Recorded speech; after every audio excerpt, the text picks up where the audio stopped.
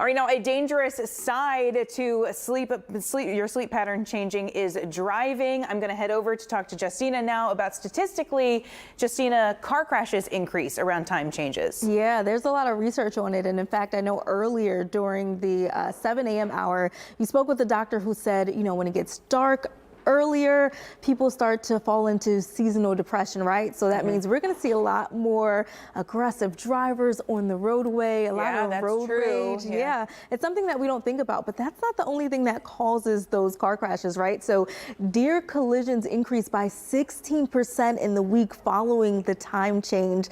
Driver visibility, of course, because it gets darker earlier when you're coming in for your evening commute, can be reduced, increasing the odds of a crash. In October and November are mating season for deer, so they're getting busy and they're out on the roadway. So if you're in the areas like the Woodlands or Humble, you're going to see a lot more activity, and you know, we'll have a lot more crashes.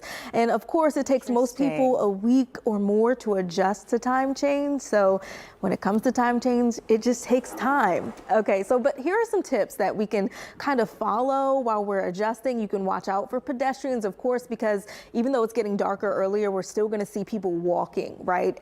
5 and 6 o'clock from work to their cars. Cyclists, they're still having their evening rides, and then also wildlife. So not just deer, all the other rodents that are out here in Texas you got to worry about. You got to prepare for less daylight, of course. Stay alert while driving. And a lot of people, when they get off of work, they're still in the mindset of, I got to get home, right? But it's going to be darker earlier, so you got to take your time on the roadways.